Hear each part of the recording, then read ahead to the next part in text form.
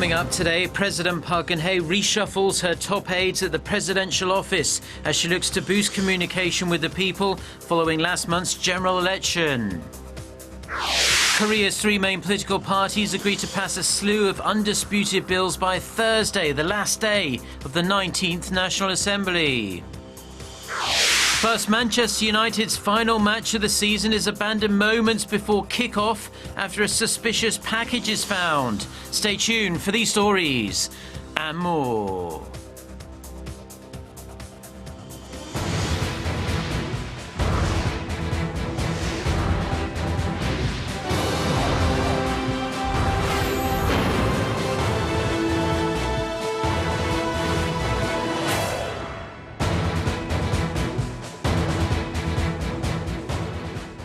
Hello to our viewers around the world. It's 6 a.m. on Monday, May 16th here in Seoul. Thank you for joining us. I'm Mark Broom.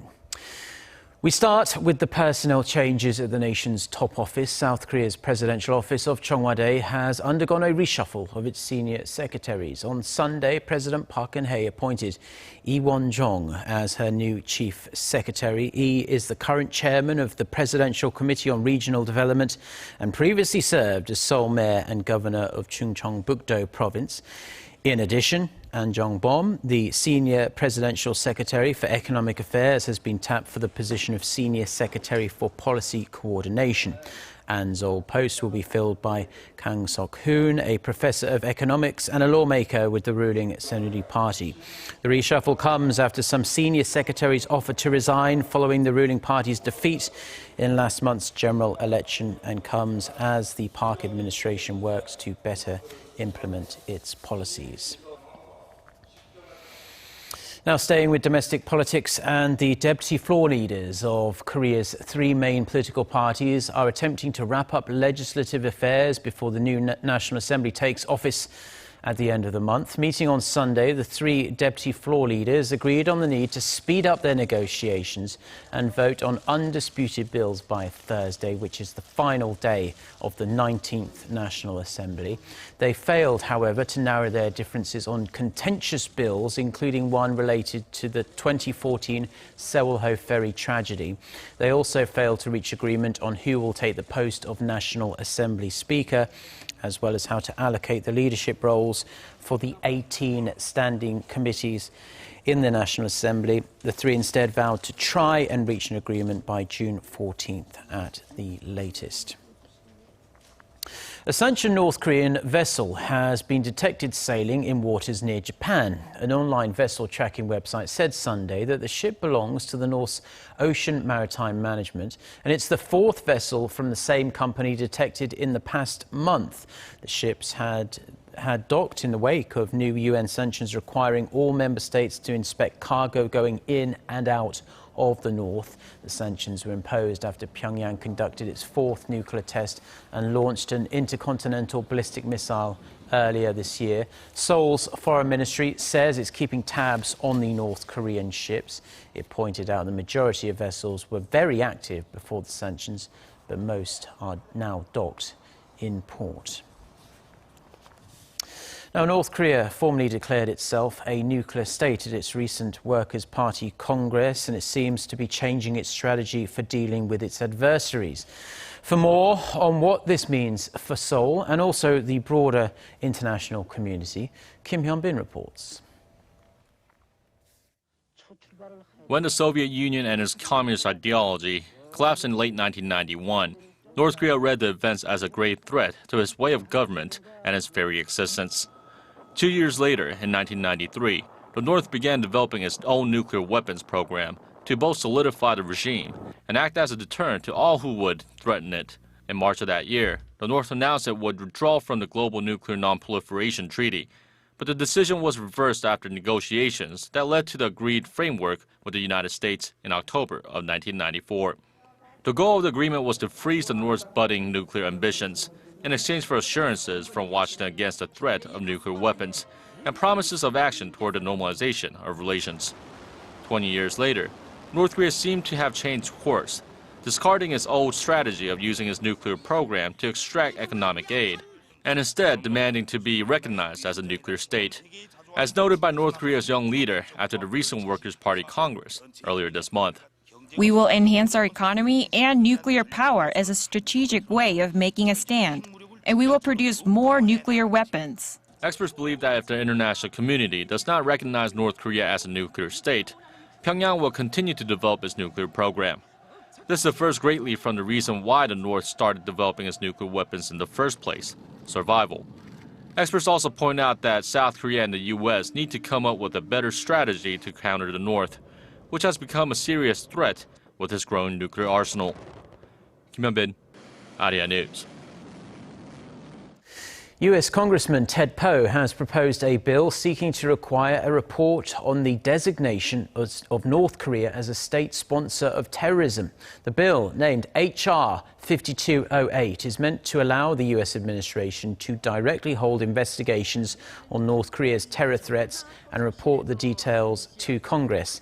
The bill seeks to put Pyongyang back on the list of terrorism-supporting countries after a thorough investigation, or to submit a legal document explaining why the regime should not be re-enlisted. The United States took North Korea off the list in 2011 as Pyongyang agreed at that time to disclose information about its nuclear weapons inventory. South Korea's Ministry of Public Safety and Security is holding its 2016 Safe Korea Anti-Disaster Exercise from this Monday through Friday. The annual drill is designed to help people better cope with unexpected situations and minimize injury and damage. Around 290 organizations are slated to take part in more than 750 drills throughout the period. As part of the national drill, the Seoul city government will conduct a fire evacuation drill from 2:20 p.m. on Monday at Jamsil Station and the Lotte World Tower in southeastern Seoul. Due to this, trains on Seoul Subway Line 2, which is the Green Line, will be stopped for about 10 minutes during that time. A government plan to boost domestic spending by giving Koreans a 4-day holiday at the start of the month may have backfired somewhat. Data by major card company KB Gungmin Card shows credit and debit card spending overseas by Koreans outpaced that of domestic purchases as more people chose to fly out of the country to enjoy the time off. Overseas card spending during the May 5th to 8th holiday jumped nearly 11% from the same period last year. On the domestic side, however, the figure rose a meagre 5% over the same period.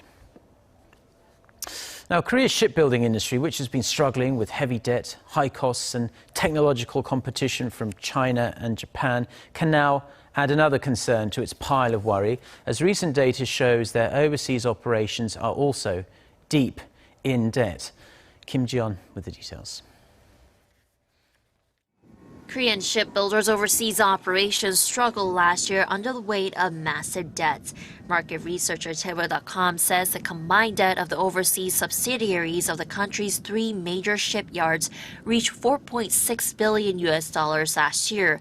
That's up nearly 29% from 2010, when the country's shipbuilding industry was in its heyday. Daewoo Shipbuilding and Marine Engineering's overseas unit reported $1.9 billion in debt, up more than 43% over the 5-year period from 2010 to 2015. The amount of debt incurred by Samsung Heavy Industries' overseas units nearly tripled during the period to $1.1 billion last year, and the debts of Hyundai Heavy's overseas units jumped to $1.6 billion last year, despite its total amount of debt falling 13% from 2010. In response, Daewoo Shipbuilding, which recorded more than $4.3 billion in debt last year, says it will implement strong measures by the end of the month to remedy the situation, including reshuffling personnel and selling off non-essential assets. Samsung Heavy Industries is expected to submit its own plans to address its debt burden to its main creditor, Korea Development Bank, this week. And Hyundai Heavy presented its restructuring proposal last week to its main creditor, KB Hana Bank, saying it will cut 3,000 personnel. Kim Ji-yeon, Arirang News. Now, Samsung smartphones are still enjoying incredible popularity in most emerging markets. According to Strategy Analytics on Sunday, Samsung Electronics topped smartphone sales in 14 of 15 emerging economies in the first quarter of this year. By size, the Indonesian market was the largest, selling 9.7 million units in the first quarter alone. The one that got away is the Philippines, where Samsung was crushed by local manufacturer Cherry Mobile. Still, the Korean tech titan has more reasons to celebrate than not, as arch-rival Apple was left pretty much in the dust, scoring a double-digit market share in only 6 of the countries during the said period. Now, efforts in Korea to wipe out all Oxy-Rekit Benkiza products from Korea go on. With more protests planned throughout the nation, the Korean Federation of Environmental Movement held a press conference on Sunday demanding that all large retailers stop selling Oxy products. According to the group, Oxy products are still for sale in many places, despite several big names such as Lotte Mart and Home Plus taking part in this boycott. They also asked that any stores still selling the products clearly display signs informing users that these products were responsible for numerous deaths and illnesses in Korea. The protests have expanded to include 15 major retailers nationwide, including in Busan and Daegu. Civic activists say Oxy still has an 80% share of the disinfectant market globally, and its products are still for sale in 180 countries around the world. Bomb disposal experts have carried out a controlled explosion at Manchester United's home ground, Old Trafford. Police describe the object as looking incredibly like an explosive device. A later assessment concluded that the device wasn't viable. The discovery had forced the abandonment of the club's final game of the English Premier League season against Bournemouth. The stadium was evacuated quickly and no one was hurt. Police are expected to launch an investigation to find out who was responsible for what appears, at least, to have been an elaborate hoax. The Premier League says the match has been rescheduled to Tuesday evening. Staying with world news, an embattled Venezuelan President Nicolas Maduro has threatened to seize idle factories in his country under a new emergency decree. The move is seen as an attempt to extend his presidential powers and comes shortly after he declared a 60-day state of emergency. Now, the country is struggling with food shortages, power cuts, and a shrinking economy overall. U.S. officials have warned the economic crisis in Venezuela is even turning Maduro's allies against him. His grip on power is believed to be weakening by the day, and some say the Venezuelan leader could be removed either in a coup by members of his party or by the military. Now, we all know by now that eating too much high-fat and/or high-sugar food can lead to obesity, which can cause a range of health problems and shorten your life expectancy. But a new study shows that even sensory experiences with smell and taste and not nutritional intake can have an effect as well. Park Se-young has the details. Sensory experiences with taste and smell could shorten a person's life expectancy. That's the finding of a research team at Pohang University of Science and Technology, which discovered that activating taste and smell sensory nerve cells increases insulin secretion. This speeds aging and can shorten a person's life expectancy. The researchers experimented with a roundworm to observe the mechanism and effects of the neurosensory system on life expectancy. Using chemicals that stimulate neurologic senses extracted from the roundworm's food, they found that activating the nerve cells used to detect tastes and smells increases the secretion of the insulin hormone INS6.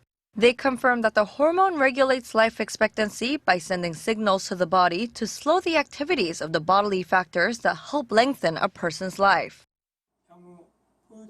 The results will need to be tested again with mammals, but the study proves that sensory experiences of smell and taste can change life expectancy. The findings were published as a cover story of the latest issue of the scientific journal Genes and Development.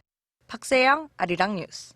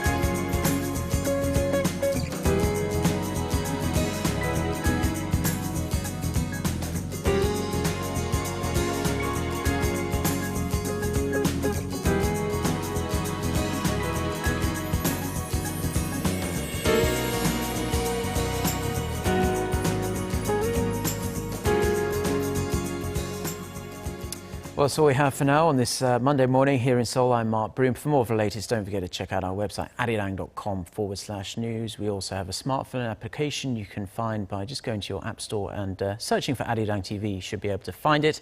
Have a great day, great start to the week, and thank you as always for watching. Goodbye.